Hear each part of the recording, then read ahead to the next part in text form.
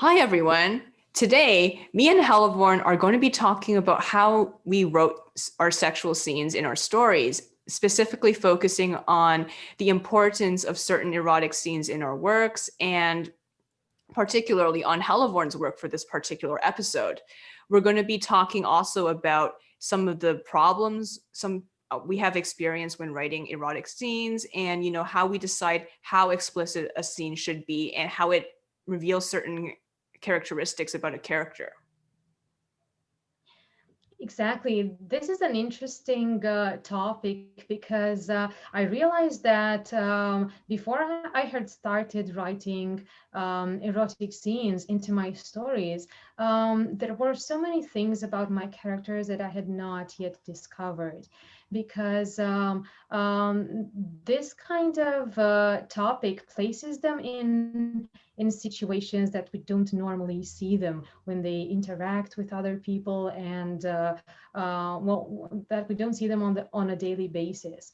And I guess it is important to decide what kind of erotic scene we want to write, because erotic novels or erotic stories are a completely different thing. We are going to go a bit into that as well, but we are mainly going to discuss those scenes that can appear in our stories as a part of the daily life of our characters, because sexuality is, no matter how much each person puts it into practice, it is a part of everyone's life. So, of course, we experience it in very different ways, each of us, and also our characters.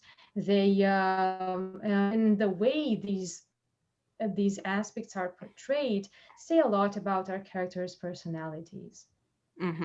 Exactly. So we're going to start with talking about what the main points are.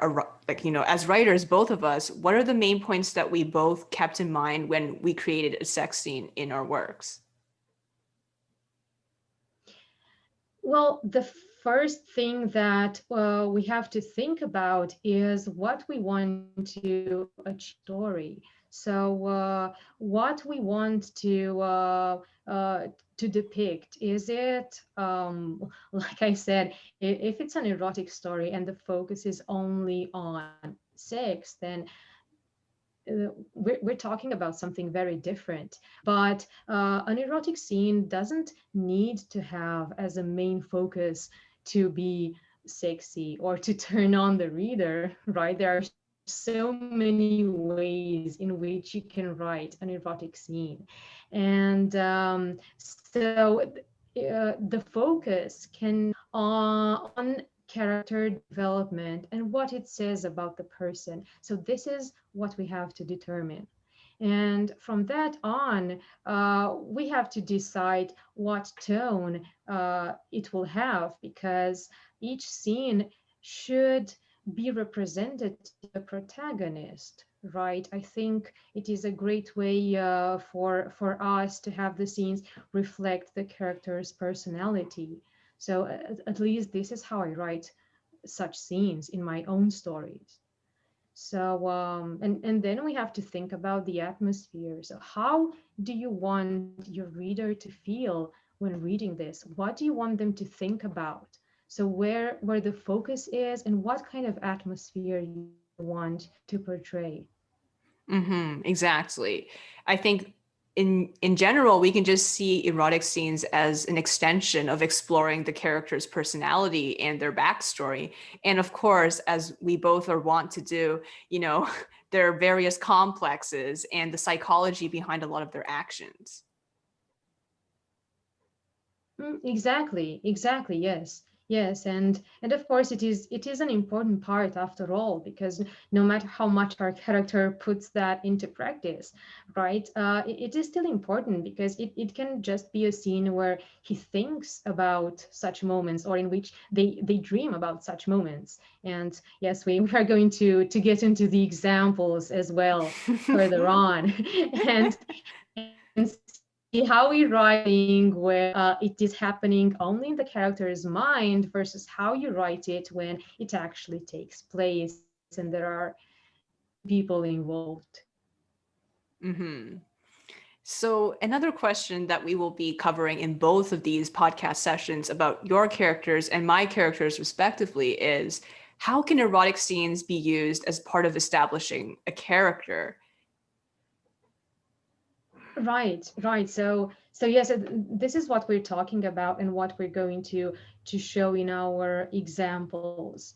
That we see a character in their in privacy, and well, there can also be a big difference between the way they think about sex and the way they actually put it into practice, and it can make for very nice contrasts, right? Mhm. The way a character can on their own and how they anticipate it is going to be and what it is like. And well, depending what we want to achieve, then we can establish the tone and we can make something humorous out of it. And more say on this particular topic.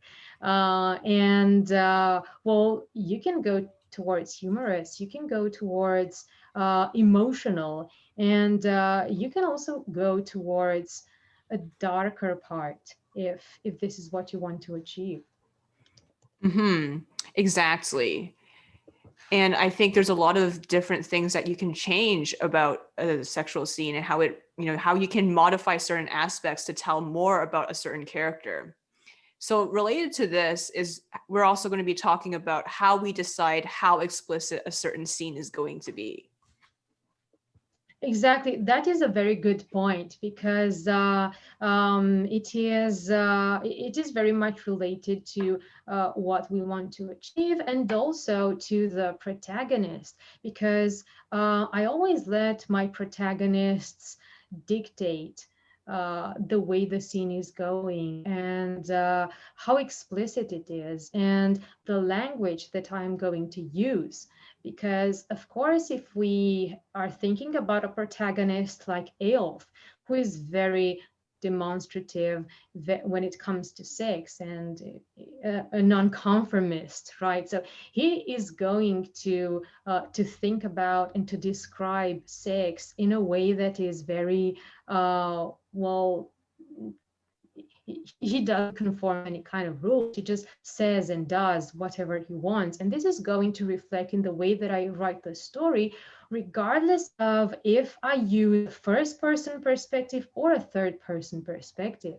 So when it's Eyolf as a protagonist, I'm going to go into more detail than have someone like Yngvar or Aiden, for example. Mm-hmm. Mm-hmm. So this is one of the things that helps me decide how into what kind of detail I want to go. And another important thing that we can discuss here is that, well, we have what I think should be done, and what I do is try to mention only those things that the character does that is representative for them. So we have to keep in mind that the scene doesn't become very generic, right? Because, well, there aren't so many ways in which sex can be done physically. So there is much more variation on how the character experiences sex. So this is what the focus should be, right? If it just turns into a list of actions and he did this and then she did that and all that, well, maybe it's the right moment to cut it off. Just finish, you don't have to go into all the details. Most people know how sex is done, and it's not relevant unless it is relevant for the character. So if something out of the ordinary happens, if what the characters think is worth mentioning, so just focus on the characters and not exactly on what is going on. So of course you can mention it as long as it is relevant and as long as the character does something that is well, specific, a specific kind of behavior, but the other part of it should be the focus, right? Mm-hmm.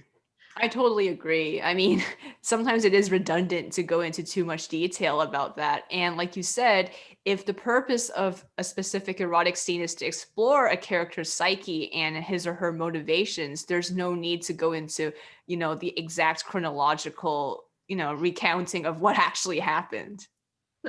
Exactly, exactly. it it can get ridiculous if we go into so much detail. It is, well, it is the same, I suppose, with everything. I mean, if you want to describe, let's say, a dance, so you have two characters that are dancing.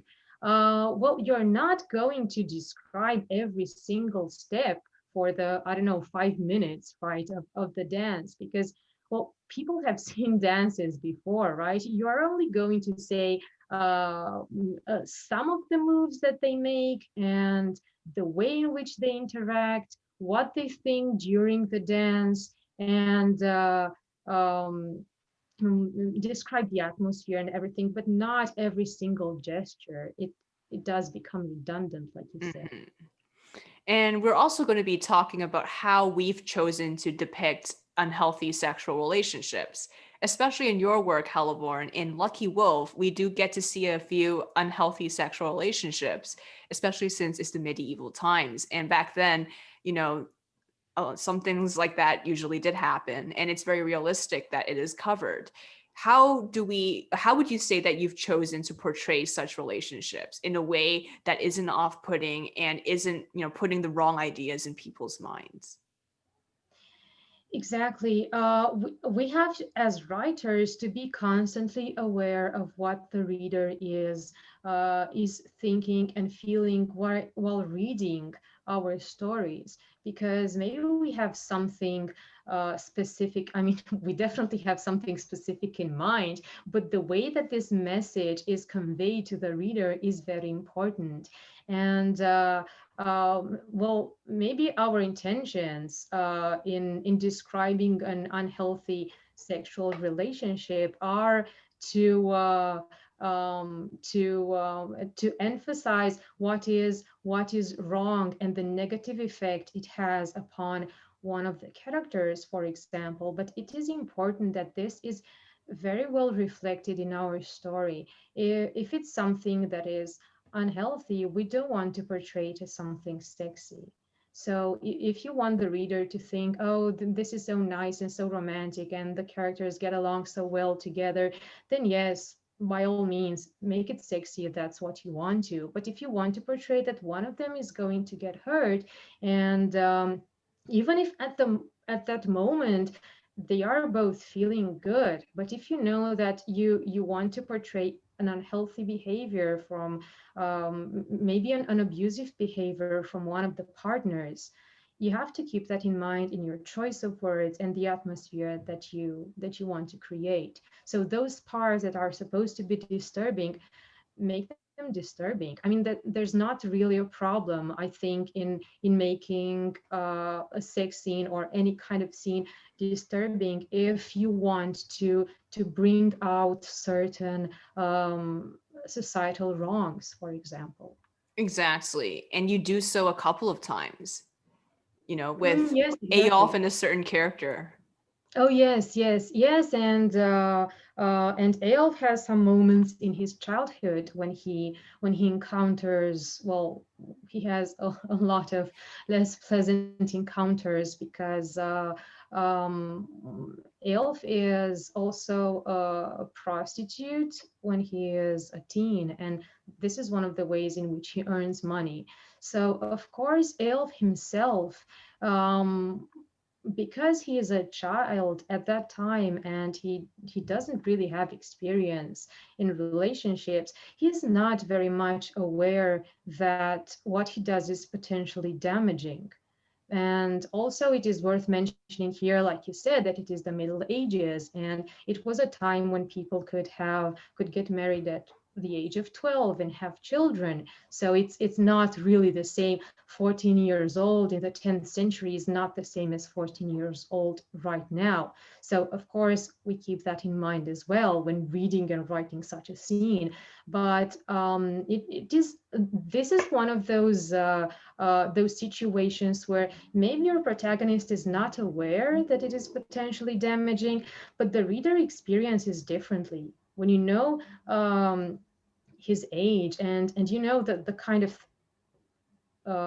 profession he has, you well, you don't want to, you don't want to like it too much, right? You are not reading it and you are not writing it for the purpose of making sound sexy. Of course, in my story I do not go into any kind of detail when the character is so young, definitely, but I want the reader to understand what this does to his perception of relationships further on in his life, and the psychological effect that his choices at this age and in this respect have upon him. And this is what the reader has to understand. You don't show him what he does, but you convey the idea.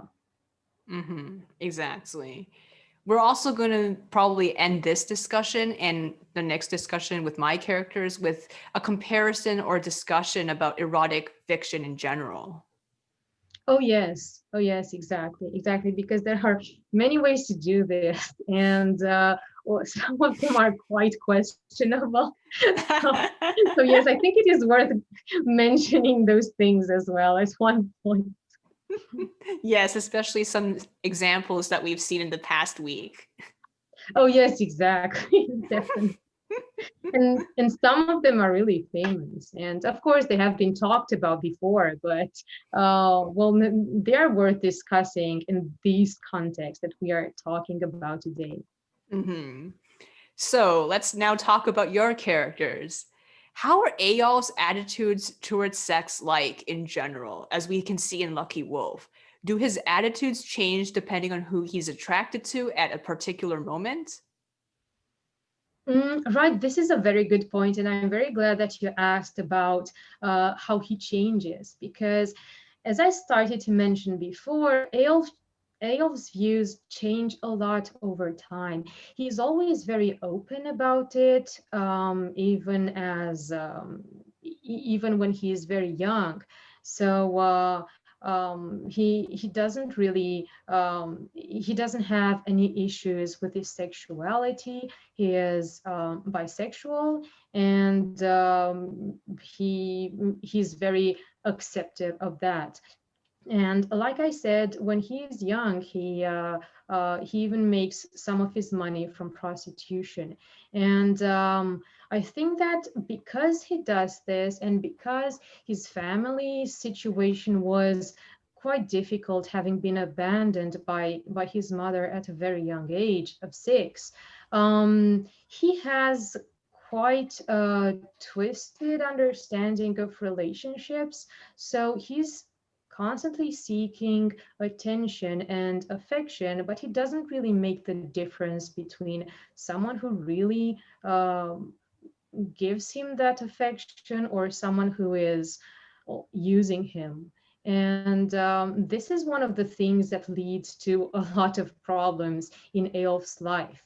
But fortunately, he is not only open enough, but optimistic and perseverant enough to have a lot of relationships, and he's, even after those misfortunes happened to him in his childhood, but even then he develops more and more self-awareness, so his relationships become healthier as time passes, and he starts making better choices, especially after that moment when he hits rock bottom. And he is also lucky because his first real relationship, I mean, I think it is the only one, because other than this one relationship with Geir, which takes place when it starts when he is 17 and lasts until he's 21. So it is a good and healthy relationship, no question. And it is, well, Geir is, I think, a surprisingly good choice for Eyolf, because he made so many bad choices in his life until that moment. And I'm not only talking about relationships, but the ways in which he made money. Well, he did those things to survive, but also to, well, he was quite unscrupulous, even as a child, right? And this also led to a series of bad decisions. And Geir is one of the good ones.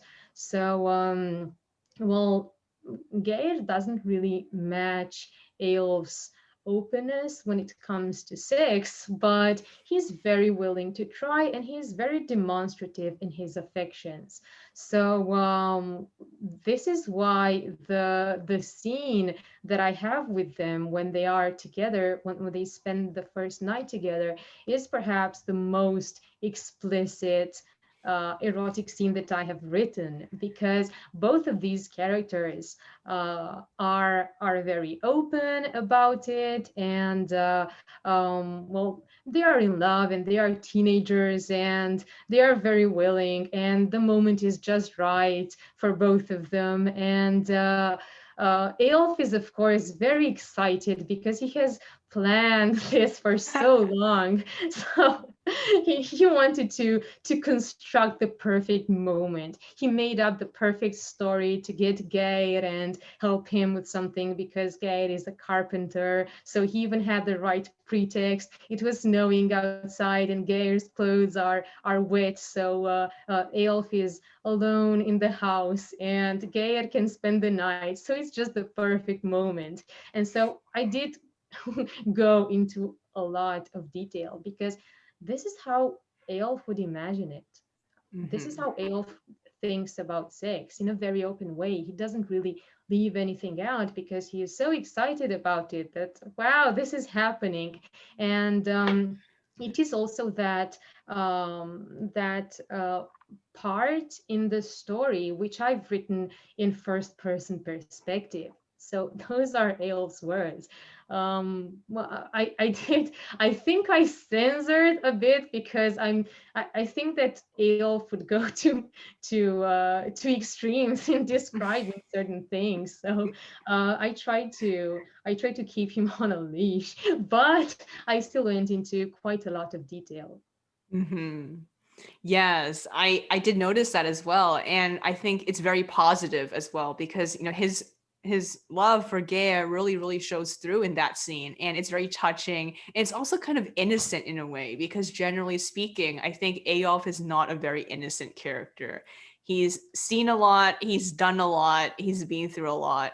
So it's nice to see him show a different side of him, and I think it's also very different from his relationship with Yngvar later on, because not only is his relationship with Yngvar more cerebral, you can say, and less physical, there's also a different kind of tension because Ingvar doesn't necessarily want what he wants, even though he does feel attracted to him, as we later learn. But Geir is a pretty simple guy, I think. I mean, he's not very intellectual, but then I think that's part of the attraction that they share because they both bond over the simple things in life, which include, sex and having fun. And he doesn't think as much, like he doesn't overthink like Ingvar does. And I think one of the reasons why Yngvar and Eyolf don't always get along is because Eyolf doesn't overthink, but Yngvar overthinks.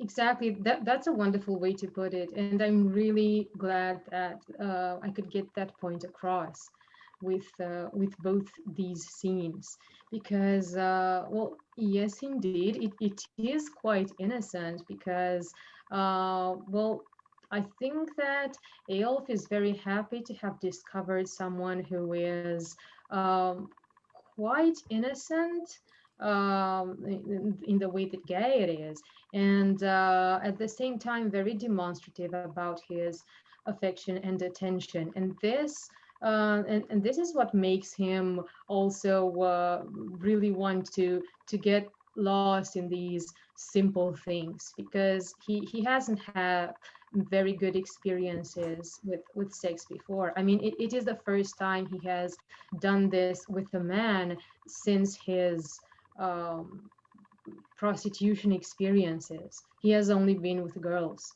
since then. So it is indeed a big moment for him. And with Ingvar, yes, it is. The difference is huge because even though Eyolf is the same person who, yes, he doesn't overthink, but Ingvar is on the opposite side of this. So yes. Yeah. Hmm. Yeah, I see. Yeah, I totally agree. I think both of these couples are very different, even though they both involve Eyolf. Exactly, and the way that I've written the scenes between Ingvar and Eyolf, well, first of all, it is a third-person perspective, so we don't hear Eyolf's voice anymore. It is rather from Ingvar's perspective. So at that point, we focus mainly on Ingvar's thoughts, and Ingvar's inner world is so much richer than what he actually expresses because he has this problem with expressing not only his feelings but to expressing himself physically, as especially when it comes to interacting with another person. And because he is very uncomfortable in situations with people in general, and also very inexperienced in sexual matters, although he is 28 at the time when this takes place, I think these things converge, and I let this dictate the tone and the choice of words for that scene. And it is very different from the one between Eyolf and Geir. And Hmm. the focus is not on what exactly happens between them, but on Ingvar's stream of consciousness and all these connections that he makes in his mind. And with these, I try to make the reader feel sort of uncomfortable, to feel part of Ingvar's lack of comfort, right? Because he diverges so much. Instead of paying attention to Eyolf, even though he does feel attracted to Eyolf, his mind just flies towards everything that can go wrong. He finds things awkward. He has memories from older days, from his childhood, and so many thoughts like, what if someone sees us, and what do I do now? And there are so many things that interrupt the flow of the story, and I really wanted the reader to feel this because it is disjointed in the way it is written, because Ingvar's thoughts are, of course, as thoughts go. Hmm. It really shows us what kind of person Ingvar is. He is actually quite anxious despite how he appears on the surface, especially in this regard. I mean, he has no regrets about killing people or leading, an army of berserkers to raid a monastery. But when it comes to situations like this, he is very, not, I wouldn't say naive, but he is very inexperienced, and it really shows. And it shows that he is quite sensitive about certain things, especially about how he is viewed by certain people. Exactly, yeah, yeah, that is very well said. And the scenes with Ingvar are so eye-opening for me when I wrote them, and I think they are meant to be so for the reader as well, because we see him in a situation that is so very different to what we've seen so far, and he is so different from what we would normally expect when we see how he acts in any other situation. So for him, it is an extreme situation, like you said. The killing part is not extreme for Ingvar, but this one is. Exactly. And it also kind of shows what kind of people Eyolf is, I mean, what kind of person Eyolf is compared to Ingvar, because Eyolf, I don't think he ever, directly kills anyone or takes part in a raid. But then when it comes to something sexual, it is something in his elements. Whereas I think if Eyolf had to take part in a fight, like Yngvar did in the past, with all these raids and stuff. I'm not sure how he would react. Would he be very uncomfortable and anxious, or would he just force himself to do it anyways? Yes, that's indeed the contrast between them is very much apparent in this scene. Yeah, well, if we were to exchange roles, yeah, this is a good question. Well, yes, I think Eyolf is so much survivalist that if he were to fight, of course, he would be overwhelmed in terms of skill, but not in terms of boldness and willingness to survive. So he would pretty much resort to absolutely anything in order to survive and to get out of that situation alive. So he even dirty things and everything he can do because he would be very conscious of the fact that he would be overwhelmed by his opponent because there aren't many people who are less skilled in battle than he is. And being so pragmatic, he knows very well that he is overwhelmed by the situation, so he would resort to anything. So, to answer the question, no, I don't think that he would be as hesitant in a battle as Ingvar is. in a sexual situation. He would be better. Does Ingvar ever have like any sexual scenes, like, in Sons of Disobedience, where he lets go of this anxiety? Well, yes, actually he does. There is there are other two moments when this happens. And the thing with Ingvar is that he's most anxious when he cares.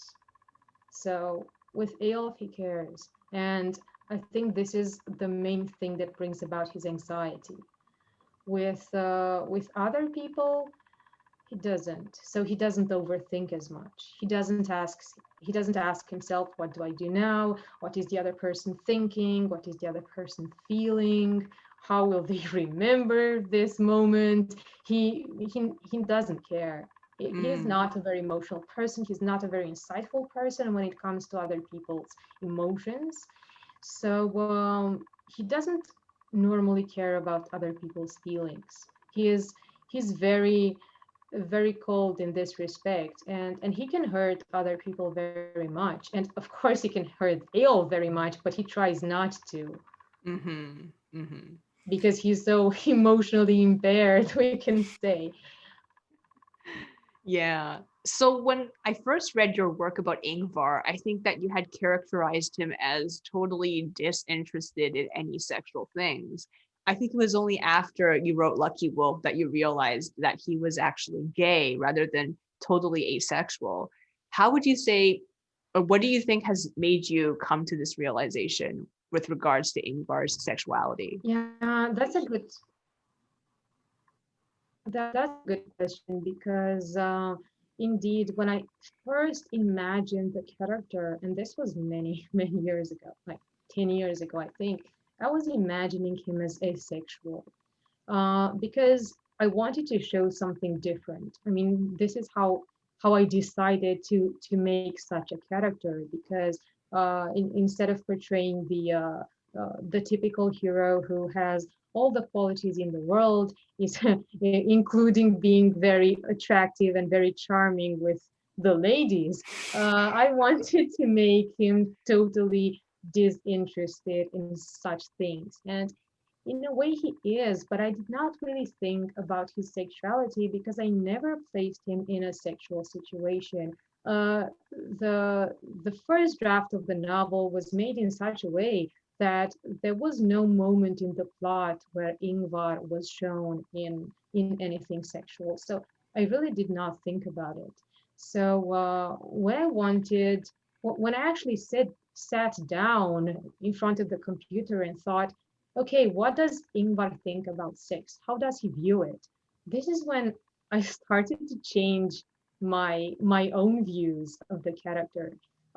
First of all, I realized that he was gay, judging by how he treated Aiden, because Now, that wasn't really intended, it wasn't really planned, but it was rather the character of Ingvar that dictated where the story went. At one point, we've all experienced this. We create certain characters, but then they seem to to come to life, and they decide what happens next. So the more you develop them, the more they become their own people, and you cannot really impose things on them without making it seem unnatural and inconsistent. So of course I realized that he was gay, because I did write well about his relationships with Aiden and with Ranveig. So on the one hand, we have a female character who is very much interested in him. And then we have a male character with whom he has a friendship. And it was clear in the way that he was behaving with them that he was not interested in Ranveig at all, but he was giving Aiden preferential treatment. So this is how I came to realize. And then when I started writing about sex in particular, then I realized that, well, yes, he's not really asexual, but rather, I think that his views on sex are also influenced uh, by his past and by his um, general coldness and in the unemotional way that he deals with interactions with people and with how uncomfortable he feels with people. So it wasn't so much about being asexual, but there is a but this him feeling uncomfortable has a lot to do with how he interacts with people. So this is why I wanted to think, okay, so but let's imagine a situation where he actually likes someone and the character likes him back. What would happen then? And this is how Lucky Wolf was born. I mean, this is one of those things. Hmm. I see. So Lucky Wolf is actually a really great exploration of this because it actually is a direct response to the question of what would happen if someone actually liked him back. Exactly. Hmm. Because in Sons of Disobedience, I don't think he really gets this kind of relationship at all. Oh no, no, no, not at all. Yeah. Hmm. And then you were trying to explore, did he ever have this in the past? Yes, exactly. And well, there is one more moment when he's placed in a well sexual situation when he's younger. But then we are going to see quite a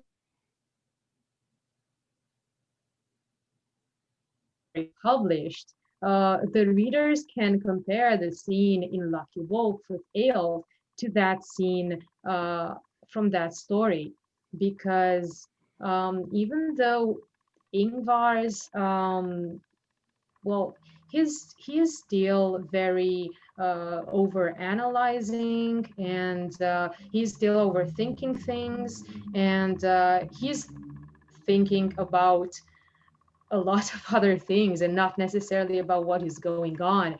But then he doesn't care. He doesn't care about his partner. And so we see a different side of him. And that scene is definitely not meant to be sexy. I didn't write it in that way. If the one with Eyolf does have that dimension as well, the other one is not. I mean, I think that it comes off, I mean, he comes off as a bit creepy, I think. I mean, yeah, I think I'm not exaggerating. He's very unemotional. Hmm.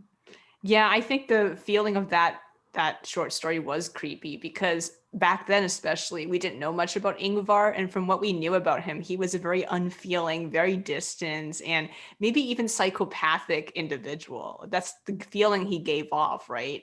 And I Exactly. I remember that story also involved mystics.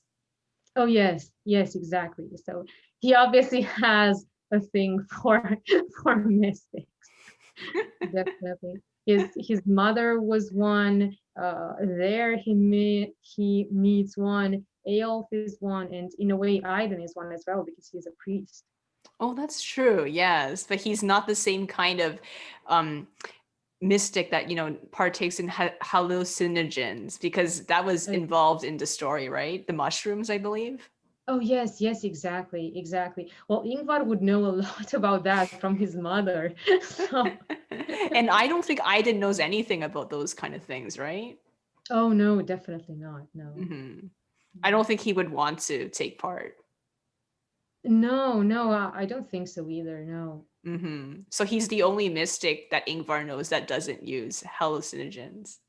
Yes, exactly. Well, Eyolf doesn't really use them either. I mean, at least not in the same way. Yeah, he has potions, we can say, of different herbs and aphrodisiacs and things like that, but not to the same extent that Valdis involves them in her rituals.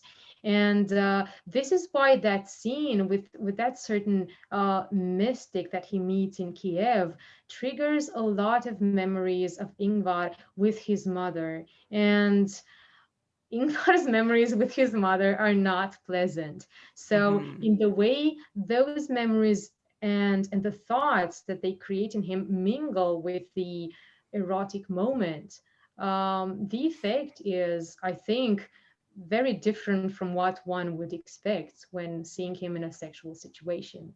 It wasn't pleasant, let's just say. It was very scary. I mean, for that woman, it must have really scared her. Yeah, I think so. I think so. I mean, Ingvar's behavior is quite difficult to decode, but she does decode certain things because she has a lot of experience with men.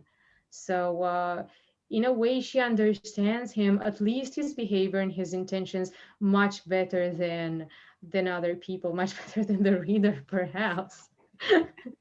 But yeah, Ingvar is very difficult to read. I mean, even for Eyolf, with all his experience with people, because, and I'm not talking sexually, but he deals with people every day and he talks to them. He socializes so much and he loves doing that. And he takes pride in the way in which he interacts with people.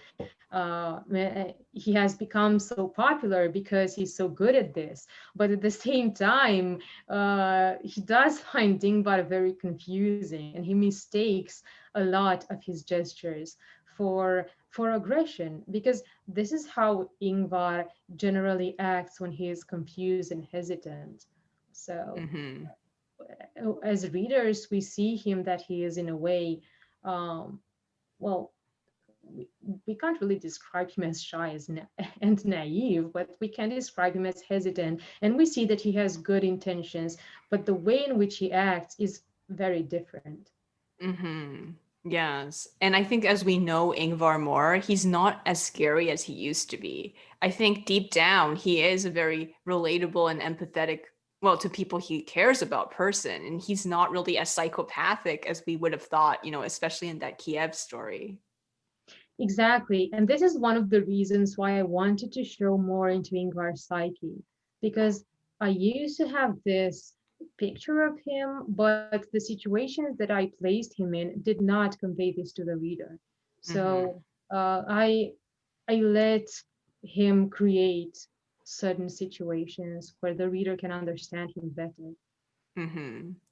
How about Lars and Helgi? We have them in the picture behind me. How would you say, like, you did write some erotic scenes with them, and how do you think, you applied their character to your characterization of their erotic scenes?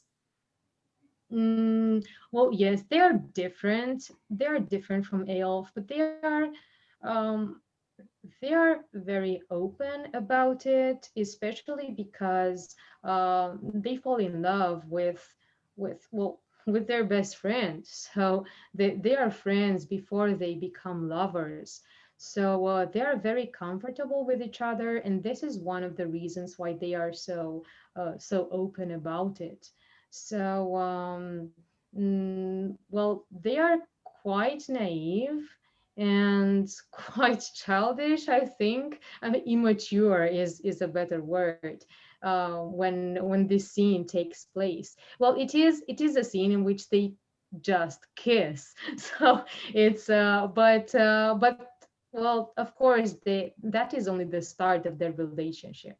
So what we see in that story, Midsummer, is a very good indicative of what their relationship is like. Well, they are quite demonstrative about their affection for each other, and they are willing to try all kinds of things. And they definitely don't have Ingvar's hesitant moments, and Ingvar's prejudices about sex, because they are definitely not as introverted, and also because they are very comfortable with each other. Ingvar doesn't have that, right? I mean, Hmm. he's not usually comfortable with people, but he's never in a situation where he can take a friendship relationship to a different level, right? I mean, with Eyolf, they aren't friends. They are associates at most when they try to be together. So maybe if they had well, if that scene that happens in Lucky Wolf would have happened, let's say 1 year later, that would have been a lot better for Ingvar. Maybe the result would have been a lot better. But of course, Eyolf cannot wait that long. And also he went a long way to create that perfect moment with Ingvar. He practically wooed Ingvar. So from his point of view, and from the point of view of other people for whom interaction comes more easily than it does for Ingvar, that was indeed the perfect moment. But Hmm. Ingvar, it's not enough. He would have needed much more time to get used to the person, and maybe the outcome would have been different. Yeah, I agree. I think it's because Ingvar is someone who needs a lot of time to get used to a certain person. And Eyolf is, I think, more hot-headed in his approach. Yeah, and he doesn't imagine that someone can need so much time, you know. I think he He thinks starts that's enough. questioning. Like he starts Yeah, questioning whether Ingvar actually likes him if he has to wait that long, right? exactly. Yeah. He probably wouldn't understand. I mean, he would understand if Ingvar were to explain it to him, but Ingvar never explains. So you have to guess what's going on in his mind. And well, Eolf cannot do that because they are so different and he cannot relate. Exactly, yeah. Do you think that Lars and Helgi are a little bit like Geir? Oh, that's great. That's a great idea. Yeah, I think they are a lot like Geir because they are simple people who just take life as it comes. I think so. So they, well, everything is quite simple for them. Mm-hmm. I think that their social persona is, I mean, I'm sure that their social persona is not as self-confident as Ingvar's is, but surprisingly, or not so surprisingly, when in intimate relationships, they are so much more open and much more confident. That's true. I think a lot of people think that, someone who is socially confident would probably be confident in an intimate relationship. But as we can see with Ingvar, that's not necessarily the case. Exactly, yeah. And I'm really glad that I could get that across because I don't see that very often portrayed in fiction. And it really happens because it all depends on what kind of a person he is, and people are so different and they have so different backgrounds and previous experiences that influence the moment that we see the character in. So if he hadn't had those kind of experiences, maybe he would be acting differently. That's true. Do you think Geir, Lars, and Helgi are also kind of like Hakon? Yeah, I think they are. Yeah, I think so.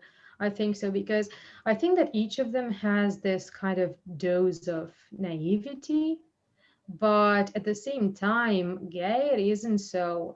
Um, he doesn't put on a mask like like the others do. I mean, Hakon, well, we cannot really say that he puts on a mask. I mean, he is pretty much the person that he pretends to be, but I think that sometimes he's over the top because this is the image that he wants to project on others. But he is a very confident person. He really is. But of course, everyone, no matter how self-confident they are, they still have moments when they are unsure. But I think that he believes that if he wills himself into doing something, he will be able to do it better. So he just pushes away all thoughts when he begins to overanalyze something and just makes a decision and say, no, this is what I'm going to do. This is what Drengir Yeah. does. Uh, uh, a real man does, right? So this is what I'm going to do. And then he wills himself into doing it, and he does it, and that goes well. With Helgi and Lars, well, they are not as successful in being Drengir as Hakon is.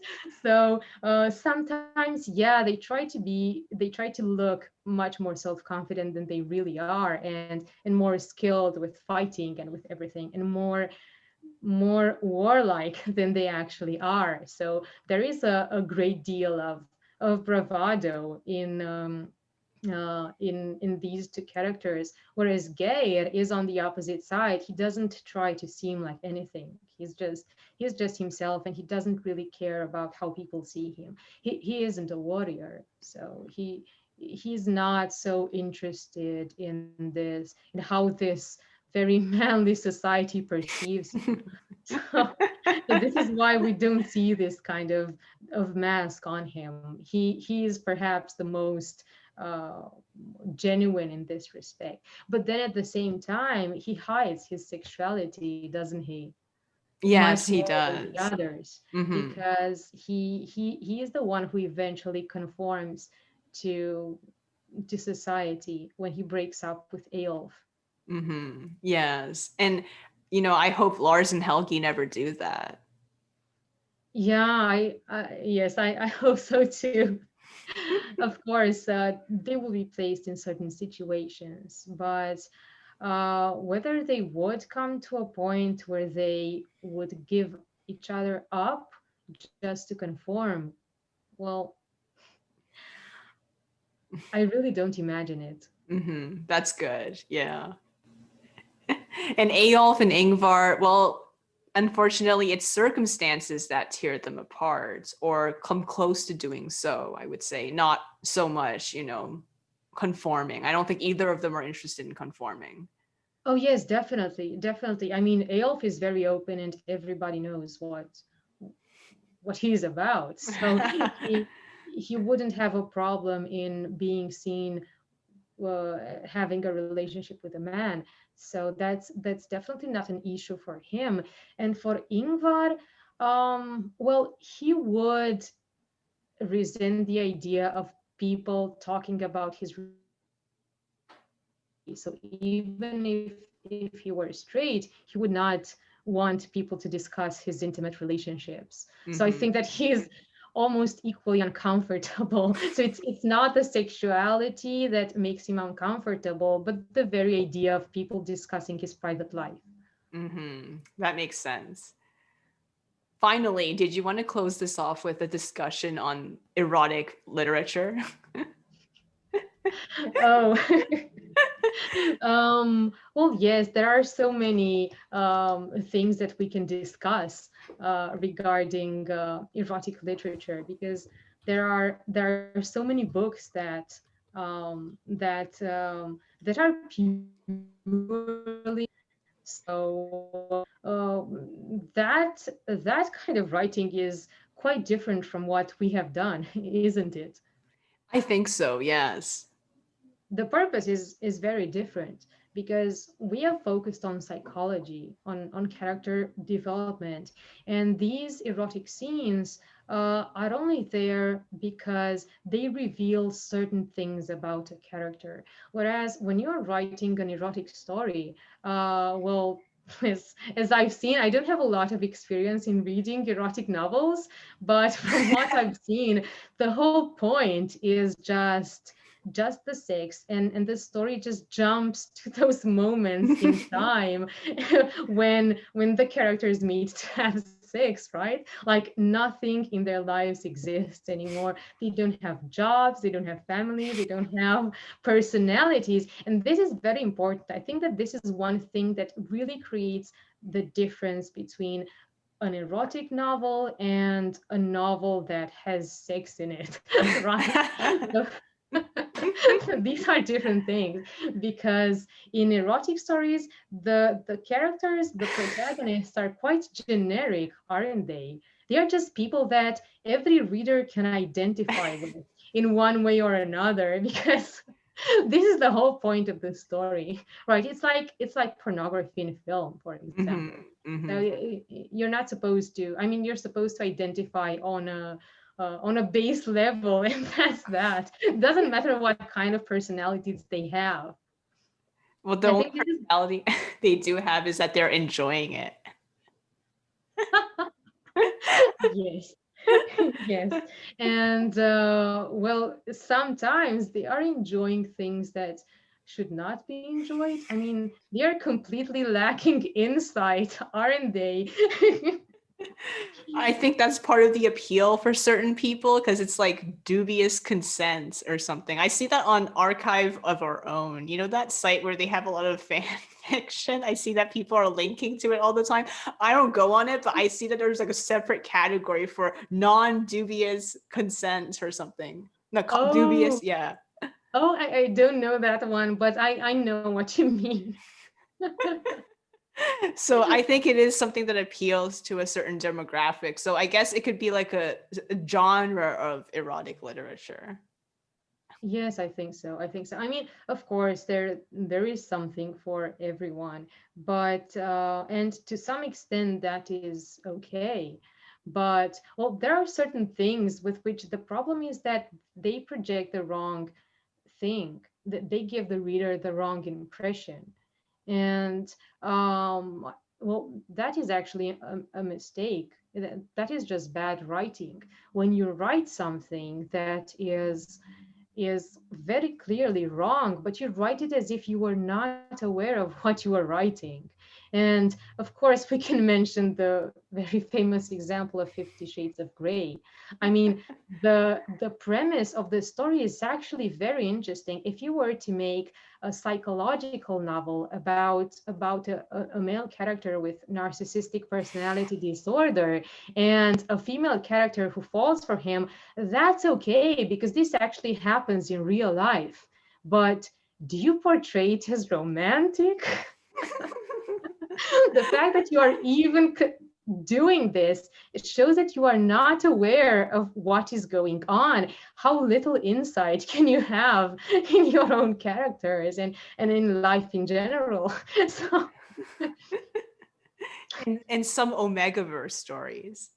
I haven't read a lot of them, but some of them do come off as sexist and quite honestly rather frightening.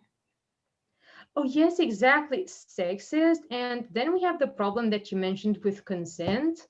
I mean, that is definitely wrong. When you want to portray a scene where one of the characters is not consenting, it's okay. These things happen in life. So it's very good to talk about them. We shouldn't sweep them under the rug. The more we talk about them, the more we understand what is going on. But if you don't realize that this is a problem, then yes, it is not only bad writing, but it is, well, impaired judgment in real life as well. Especially if it's portrayed as, sexy or romantic, just like 50 Shades of Grey, right? Especially when they portray certain characters, especially the Omegas, as basically having no will of their own. They always feel like they have to do it. They're always going into heat. I, it's terrible. It's really terrible. And um all right. I'm not even going to go into the situation where people actually feel attracted to this. I'm just discussing the fact that the writers of this kind of fiction portray it as romantic. I mean, uh, in what way is it romantic? In our time, in the 21st century, after so many public discussions about the importance of consent, how can you still not realize that that kind of situation means that one of the partners is not consenting? And how can you not realize it is a problem? And how can you think it's cute or romantic? I think it's So, because they claim it takes place in a different universe and their biology is different. And they also usually put in a soulmate system where after they do it, the person bites the other person and they are linked forever. So I guess that's romantic because now they can't be, you know, separate from each other. So it's, I don't know. I guess they just see it as romantic because it's even more solid than marriage is, right? oh Because they literally can't leave each other. oh God, that is so twisted because well, if we remember so many times in history and cultures where people were forced into marriage and they could not leave that person, and well, maybe from the outside we can say, oh, they are together forever in spite of whatever goes on and whatever abuse goes on between them, they cannot leave each other.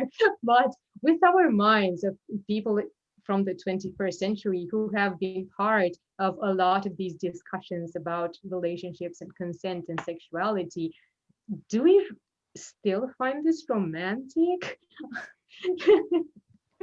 Yeah, this is interesting. I never really understood the logic. I mean, no matter how many arguments we see for this as to why this is romantic or sexy, I still am not convinced. I don't think I ever will be. Yeah, I'm not either. I mean, each to their own. I guess some people are into this because I guess it could be used as a way of critiquing gender relations, but the ones I've seen, unfortunately, I don't think that it ever did that. It just basically fetishizes this codependency sort of relationship. Oh, exactly, exactly. Not to mention that the Omegaverse is very offensive to LGBTQ relationships and especially gay relationships, because it is kind of a universe that is focused on male characters. I mean, at least from what I've seen, there are almost only male characters that are involved, and to place uh, male couples into this stereotype, it's just terrible, and I find it very offensive. And I'm obviously not even a man, so I don't imagine how it would be for someone in that situation. Hmm. But well, I don't know, maybe we've just read the wrong stuff. Maybe there are actually stories that do try to make some social critique, but again, it doesn't matter very much what exactly you are trying to portray, but how you are doing it. So you can basically take any subject you can think of and make something good out of it, or just do bad writing. So Exactly. Hmm. like Oscar Wilde used to say, right? So there is no moral or immoral writing. There is only good and bad writing. So That's this true. definitely applies You can to, write about anything. yeah, exactly, exactly. As it is with 50 Shades of Grey. I would really love to read an actual psychological novel with this plot. Hmm. Finally, let's talk about Aiden and his sexuality and how you portrayed his sexuality in Sons of Disobedience. How would you say Aiden's sexuality is like? We know that he is a very sheltered person, you know, who lived a very religious life. So he also didn't get a lot of exposure to sexuality. So how would you say this affected his growth and his perception of himself and his own sexuality?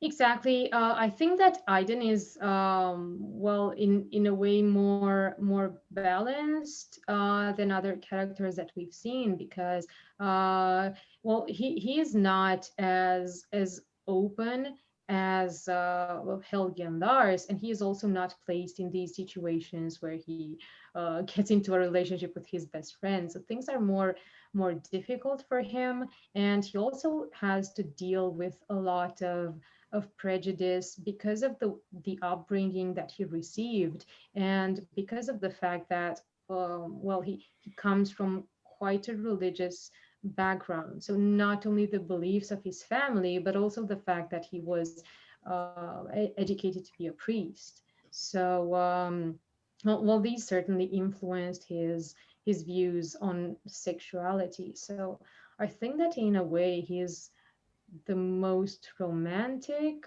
at least out of these characters that we have discussed. But at the same time, he is, well, I guess Eyolf could be described as romantic with someone that he really cares about. So if we imagine Eyolf and Geirr, because that is when Eyolf really went all in, right? With Ingvar, he's much more cautious and he's much more mature as well. And Ingvar is not such an easy person to get along with as Geirr is. So we can just take the relationship of Eyolf and Geirr, and well, yes, there he was romantic in the sense that he would have done anything for his partner, and he would have put him first in all situations, and he did not mind giving a lot in the relationship. Well, Aiden is not as open, I think. I mean, he does expect much more in return than Eyolf does. And well, now because we're talking about sexuality, yes, in a sexual way as well. So he would probably not be as generous as Eyolf is. So I think, yeah, this is one difference between them, but he would be much more loyal in a relationship. I mean, he would definitely be monogamous. He is the definition of a monogamous person. So once he falls in love with someone, he he he cannot think about anyone else. So this also reflects in his sexual life with Ranveig and with, well, pretty much the lack of other sexual partners. And now that you mentioned it, there will be a story within my series on Tapas, Tales from the North, where Aiden will be placed in a well, erotic context with a girl other than Ranveig. And I'm not going to go into more detail now, but this will be a topic for a different discussion sometime in the future. Mm-hmm. Quick question, because Aiden was raised to be a priest, did he ever think that because he's a priest he will never, like, he will stay a virgin for the rest of his life?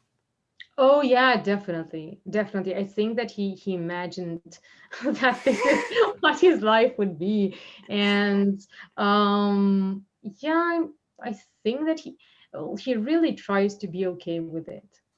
But of course, he is still young. He is 18 at the time when this happens, and he, until that moment, he had spent his puberty with only with men at the monastery, so he wasn't really tried and tested in a real life situation. He never experienced temptation, right?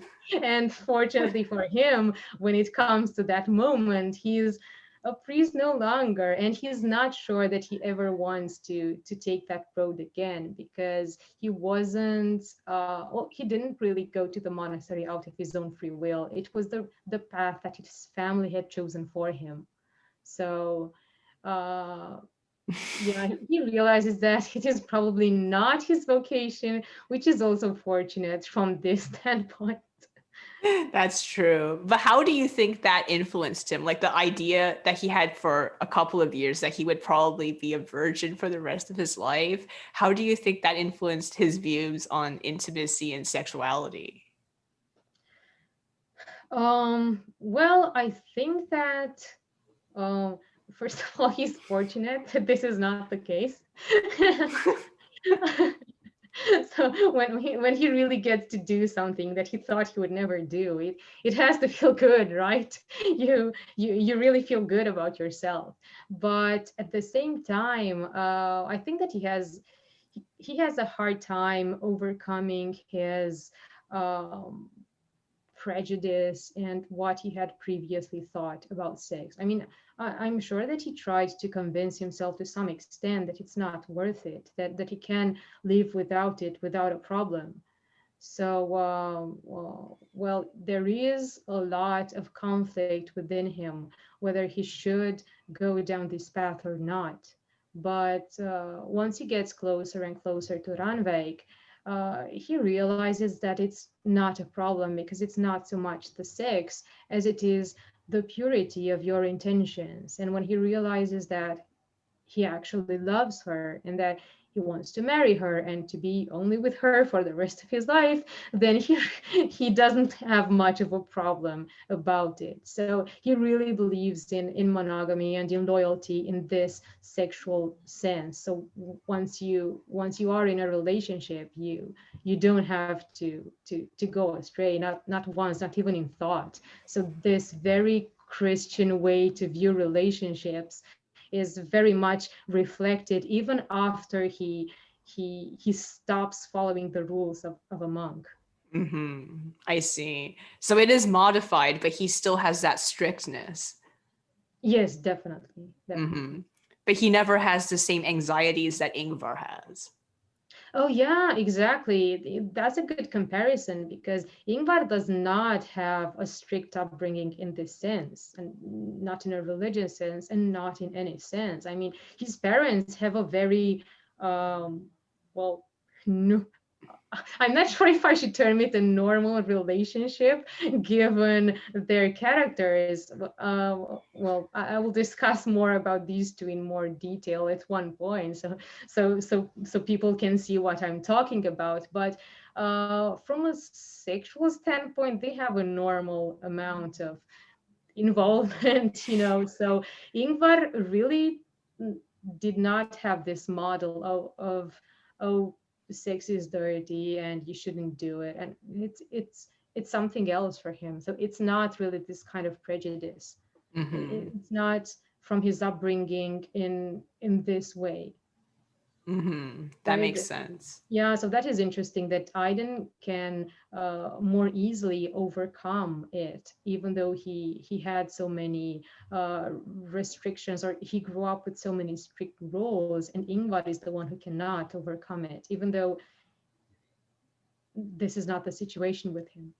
hmm That makes sense. But this is because the reasons why Aiden would be hesitant about it are external, but with Ingvar they are internal, and that is a much more powerful motivation because you can easily give up external pressure once you feel comfortable enough. But when that pressure is internal, that is so much more difficult to overcome. I agree. I think so, especially given Ingvar's overthinking personality. Exactly. And he's much more anxious than Aiden is too. I think Aiden, he thinks a lot, but I'm not sure if he overthinks. Yes, I think so. Yeah, I think it doesn't, at least not in the same situations that Ingvar would. hmm Yeah. Well, this was amazing. Thank you so much for this awesome episode, and we explored so much. Thank you very much. Yeah, in our next episode, we're going to be talking about my characters. All right. Exactly. Thank you so much. Bye. Okay, goodbye.